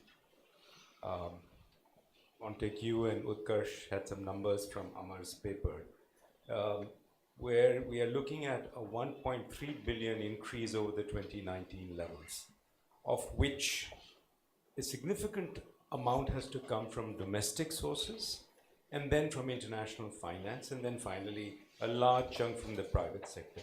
There is no pathway currently, whether it's through the private sector lab at the World Bank or through other means, where we are able to actually get there. So I think that's a fundamental issue that you really have to think about. And I hope in that climate report, this is up front and center, that fickle finance, thinking about where this will come from, will lead to creative and purposeful and effective action on climate change. The third point here, I can merge my two. India has a target of 550 gigawatts of renewables by 2030, which means, and India had a record capacity installation last year. If you run through the numbers, that means that all the way for the next 7 years, you'd have to do 3 times as much every year to be able to get there, which effectively means that if you take the largest solar park in India, you have to build a new one every week till 2030. And then in 2030, India would still be using the same amount of coal that it is using today. So it isn't just energy transition, it's energy addition. And managing the two is, I think, a far more complex problem than sometimes is made out. So I hope very much that report will actually confront these issues. Thank you. So we'll just take these three first. Yeah, we'll go in the next round. I don't, I think most of them were for Sabah, so I can just. Yeah, some. Yeah, private sector, we can connect you to our private sector arm, because they do want to get those projects to be linked to private sector and try to see how to help. So we can link you to our private sector arm. And then Shekha's point of view of scale and financing, I agree with you. And then I think actually we read some reports by CEW, Gardner, is here? Yeah, you give quite a realistic assessment whether India could achieve 550 gigawatts scale. So I leave there, and I think you can say a little. So you want to respond, Sarah? I think with the private sector, as highlighted by Lele, this is something we are, would want to increase uptake. And there's no doubt, just looking at the adaptation side and also mitigation, there has to be a synergy, so to speak, both of them, adaptation and mitigation. I won't have the detailed response, may I say that, just because this is a forum that I'm taking the questions seriously and the feedback and what ideas we have in mind. But for sure, the role of the private sector is very important because the public sector, the government cannot do it alone. There is a need for halfway. One extreme is 100% private sector, the other extreme 100% public sector. It's not possible. So there has to be incentives as well to de-risk anything for the private sector, especially in fragile or conflict areas, right? And this is where it's even more needed in terms of where the governments cannot do more. I think in that regard, I can just say this is a very important agenda in meeting all these costs to carbon, meeting the cost of climate change, whether it's mitigation or adaptation. So I've heard your responses, your inputs, and definitely we are looking into it. Thank you so much. Thank you. Okay, so I've got 3 hands up here on this side and 4. So we'll take these 4 questions. One over there. Okay, so I'll be in the next round, sorry. Deepak, so my question to Lily and Manisha very specifically is about the long-term strategies. So have you looked at the long-term strategies in this particular report in terms of across Asian different countries, to what extent they are overlapping or they are different or they are diverging? Thank you. Hi, thank you everyone. My question is actually about the labor market impact. So in the graph, you showed that there will be job losses in the coal sector, which are more blue-collar jobs. And the job creation will actually be in the white-collar sector. So how do you think India will bridge that gap, especially when these coal jobs are actually in the eastern part of India, in the most tribal area, very difficult to actually, politically as well as economically, very difficult to access? Thanks. Since it's a regional report, I'm just wondering, are there some examples, successful examples, where India can learn from some of the challenges that Mr. Ahluwalia talked about, right? The political economy challenges. Are there some solutions that other countries have gone in for those types of problems in the region where we could learn from? Thanks. There was a person with, yeah.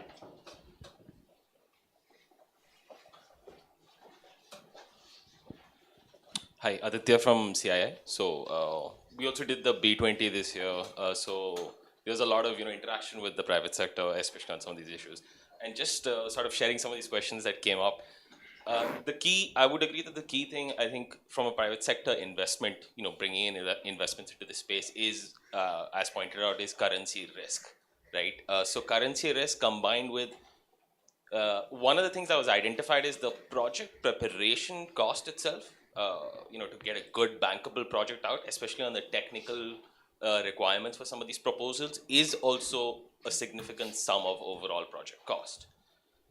Private companies often also don't house that technical expertise within their organizations. So this then creates, I think, perhaps an opportunity, and maybe you could think about, does that make sense that, perhaps ADB or some of the MDBs plus, government step in to do this part. And I think the last point that I have is, we need obviously the developed or advanced economies to start funding more into, developing economies, particularly in Asia. So, and this is, I guess, for everyone on the panel as well. Do you think there's room in Article 6.2, now that you're looking at ITMO transfer? Could you use that as a mechanism where guaranteed finance comes in to developing nations, but then obviously that would be, I guess, a bilateral agreement where we would have to put the emissions reductions into their NDCs. So we'll take one more round after this, but so if Navish, can I ask you? After this, we'll do one more round. These are tough. The first question I didn't completely understand. The long-term strategies, are you referring to this is under the Paris Agreement or in general? Yeah. So we did look at some of the LTSs, but many countries don't have LTSs in place. So we say that, countries have net zero pledges or NDCs, but are still lacking LTSs. But we don't really go into detail and look at them. Labor market, yes. Yes, so the people who will lose jobs in the coal market are not the same people who will gain jobs in the solar and wind, of course. The skills required are different, they're in different location. Yes, we understand this. So this is why in the policy recommendation section, again, we don't get into the detail and they're not India specific, but we highlight training, unemployment benefits, safety nets, so that the labor transition happens. So we emphasize this, but again, it's not specific to India. We don't go into, where the jobs are lost in India. But I think this is one area where we would like to work more in the future. ITMO, yeah, I don't know. This is again new, very new. The way we model it in the report is that we go from a grandfather system to kind of per capita emission system. This is a very specific way of modeling, partly because this is easier to model, because really we don't know what Paris Agreement will look like in the future and whether it's too complex to model. So this is one way that we've modeled it, and we think this kind of puts efficiency and equity together. It's kind of balanced approach. We're not saying that this is where the future will go, this is where international negotiations will go in the future. But this is from an economic standpoint, because it's balancing equity and efficiency. It's one way. And really for us as modelers, the only way perhaps. And you can criticize, is it realistic?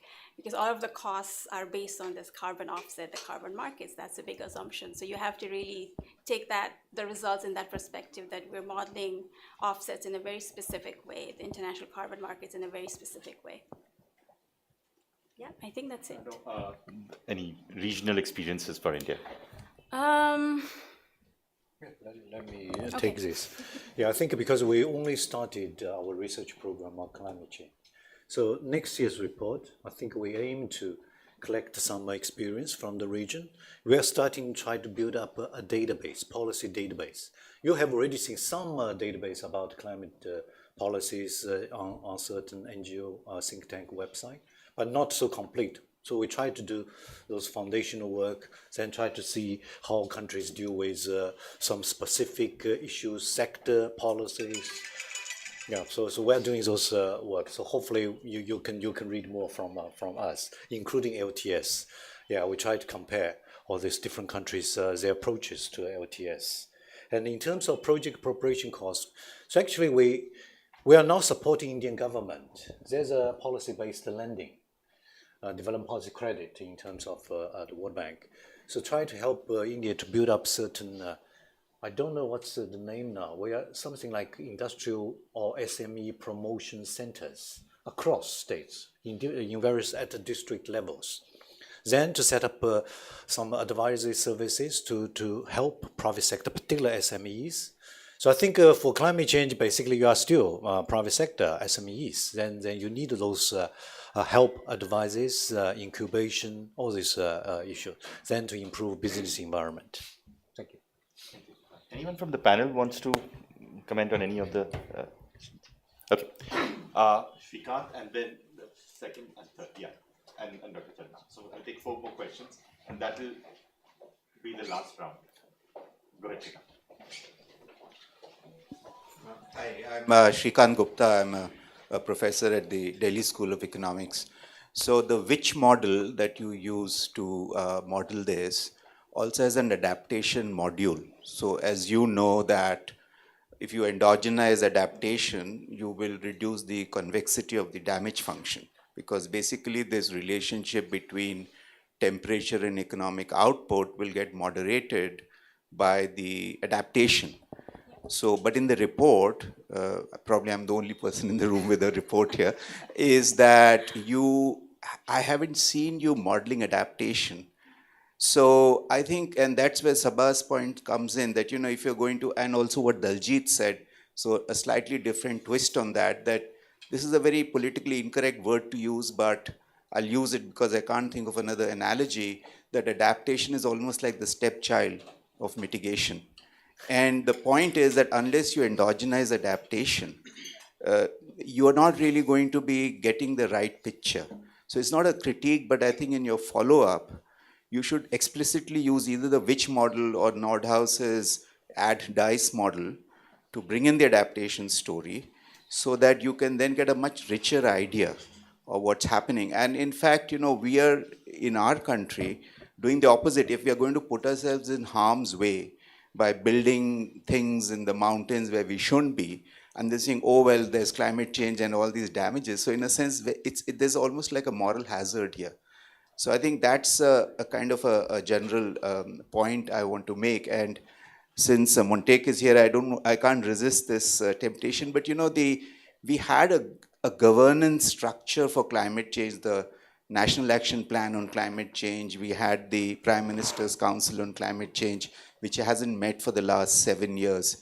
So I think in our country, in addition to all these things that we're talking about, I mean, this is not for you guys, but I think for people in this room, we really have to understand that there's very top-down, PMO-driven way of focusing on mitigation without a supra body. I was talking to Shyam Saran the other day about governance. I think we are really not going to be able to deliver, but that, of course, has not much to do with your report. Thanks very much. Thank you.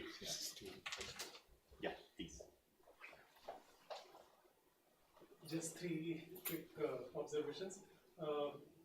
If MDBs like you, I know this is not your research department's thing, but if you could support countries to develop the adaptation plan. I understand India still doesn't have an adaptation plan. So that is something ADB could consider. Second point is in the presentation, I found India's utilization of hydrogen to be less even in the future. I thought India is trying to have mega scale hydrogen. So maybe you could do that. Third is on the carbon tax. I think somewhere maybe in your climate report you can comment on how to bite that bullet. I know many developing countries are not going to do that. Yeah, that's all. Thanks. Thank you. Hello everyone, and my name is Surinder Singh. I'm a carbon auditor, greenhouse gas emissions, you count and everything. And thank you so much for everyone and CSEP to invite. I always look forward because the question answer session is so long. So thank you so much. Other people can't, for some reason they don't do it. 2 questions actually, just one. Mrs. Song, you shared in the report that the carbon markets can be integrated into the national policy rather better. My question is, if you've been able to take a look at how credible these carbon markets, these market-based instruments actually are, and if these carbon credits generated through other private sectors, if they are any worth, I mean, if they are worth the paper they are printed on. And second, the question, if Mr. Ahluwalia would be kind enough, if you could please share 2 other topics on which not to run elections and lose for sure. Thank you. Is there anyone else? Yeah, Dr. Sada.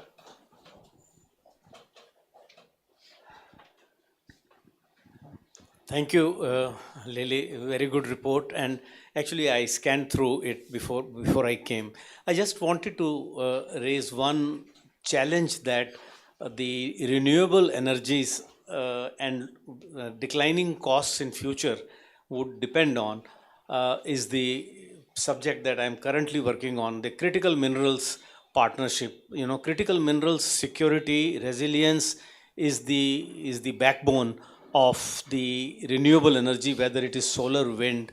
So I think some attention to that, and I'm being a little India specific, but in general, within Asia, like G7 has built that critical mineral security partnership, which India has been able to join, but there should be an Asian critical mineral security partnership, which should be looked at very carefully. Thank you. Thank you. Yeah, Ambassador Puri. Thanks, Lavish. Mr. Lailai, just a request.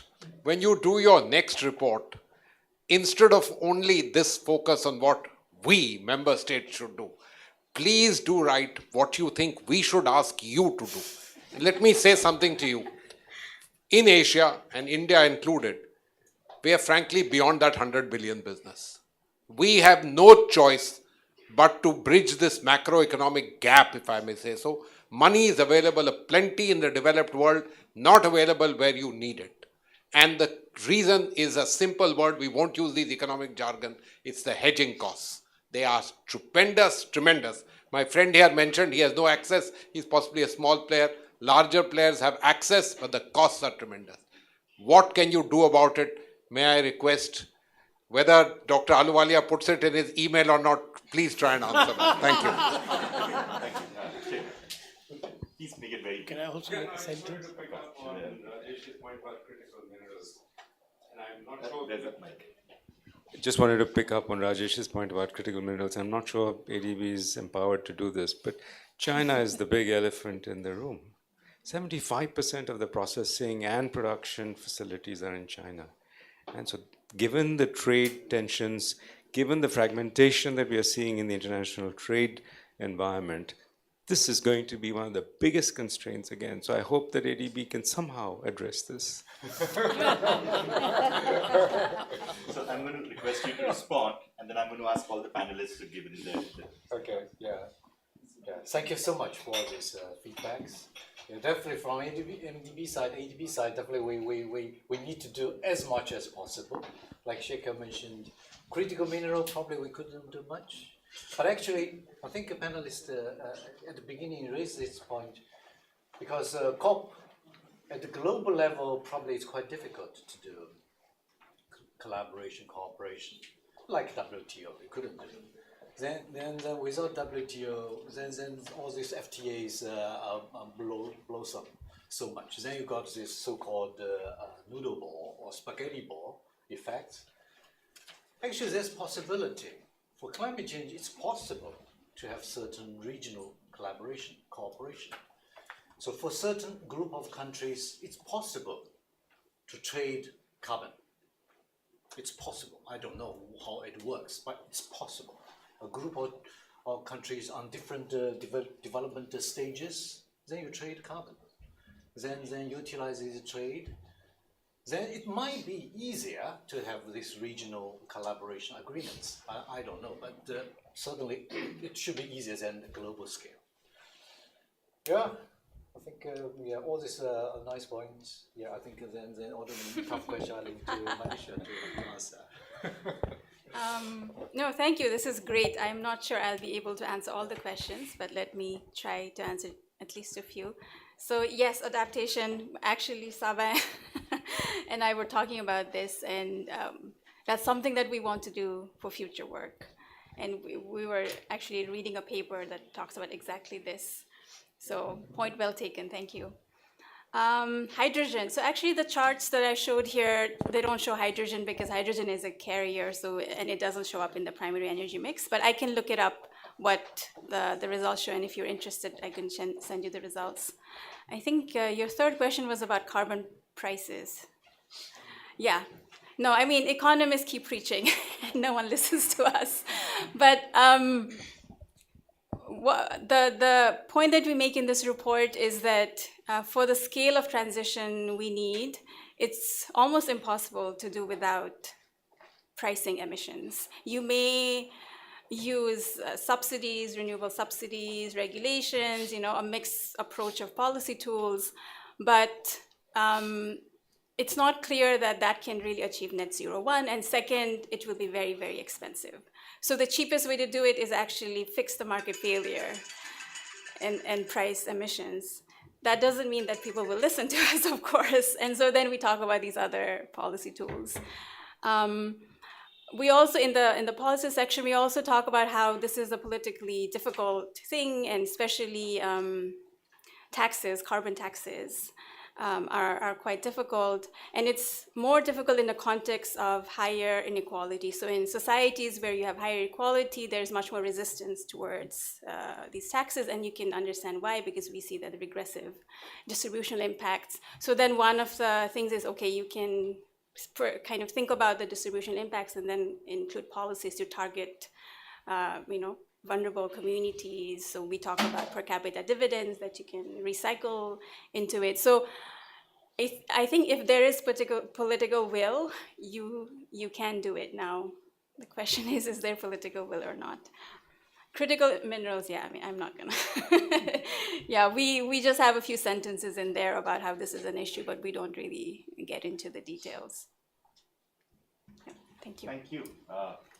I have also a couple of questions shared to the people watching on digitally, but one of them has been answered. The other one is too India focused, so I'm going to just skip both of them. Dr. Marg, would you have any closing remarks? I just want to underline what I had said earlier. One of the most encouraging things I saw about in this report is about the financing gap in emerging markets, especially in Asia. If I have read it correctly, we're talking about a gap between what is already being done and what requires to be done of something like $200 to $300 billion, not trillions, per year. And that is quite modest compared to the size of the, these thematic bonds that I mentioned, green bonds and renewable bonds and so on, which is of a much larger scale. But there is this problem of getting them to de-risk it for them to come to emerging markets, especially in Asia. And that is where I think the MDBs can play a very critical role, especially if ADB's private sector window and private sector arm of the World Bank can get together to put together products which can leverage this private sector money. And I think it's doable. I mean, what this report I take away from is this is quite doable if they're carefully thought out, products. And that's it. Thank you, Dr. Murthy. In the climate report, I mean, I'm going to be acting like one of the audience, like the wish list, something that I would want to put out here is on the behavioral choices, because be it dietary choices, be it transport choices, that plays a larger role. And also with respect to there is a mention of urban policies in your report. So I think developmental choices, urban developmental choices, for example, urban compaction versus sprawl, that will have a bearing on a lot of things. So I think some indication of what that entails, what are the feedbacks, what are the synergies, because it kind of cuts across multiple sectors. So I think bringing in that interconnectedness would be a challenge, but I think it's imperative for everyone to understand that there are feedback loops everywhere, and we should stop looking at things in silos. Even when you're talking just about mitigation. But then more important is, like some in the audience already put out, the synergy between mitigation and adaptation, because your development is going to be derailed even if you don't consider adaptation in here. So I think that's the key message that I would be looking forward to seeing in your forthcoming report. Thank you. Thank you. Well, other than repeating what I said earlier, that I really enjoyed the report, let me make two suggestions. One, I mean, there's a lot of discussion on the climate report. I'm sure that'll be very exciting. I wonder whether it's at all possible to circulate a draft of it for discussion. But quite honestly, we are dealing with subjects which are going to extend over 50, 70 years. Virtually any government, if you were to extract from it the following proposition, you don't have to do anything for the next 5 years. But after that, you have to do these things. We'll be quite relaxed about it. Otherwise, I mean, everybody will have, governments will have their own view. I think this is a subject which deserves to be discussed in draft form. The ADB, the president, even the chief economists can distance themselves from the draft and say that, look, we've got a whole bunch of bright people and we've asked them to produce a draft report, but we want to subject it to technical scrutiny. Thereafter, the management will, of course, make it into an ADB report. But I think you will get a much better sense of what the issues are, and maybe you will have a way of somehow handling it, within the normal constraints. So that's my first suggestion. The second is a slightly frivolous remark, because I couldn't help noticing that, lots of people talked about silver bullets and biting the bullet. This is one of the interesting things, because the original concept of a silver bullet is something you shoot. You don't have to bite it. The problem here is there's no single silver bullet. There are any number of silver bullets, and you have to bite each one. So combining the two gives a sense of why it's such a difficult job. Thank you. Thank you. So with that, you don't have a response, or would you? I think we will take Montek's final comments really seriously. Actually, I discussed with Rana. Yeah, I think we have got some idea to discuss the draft with stakeholders. Although you can define what stakeholders mean, but I think, I believe we will come back to this. Great, excellent. So we look forward to the next draft report.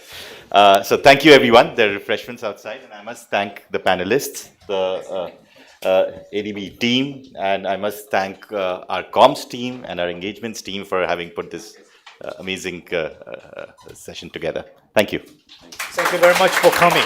Thank you.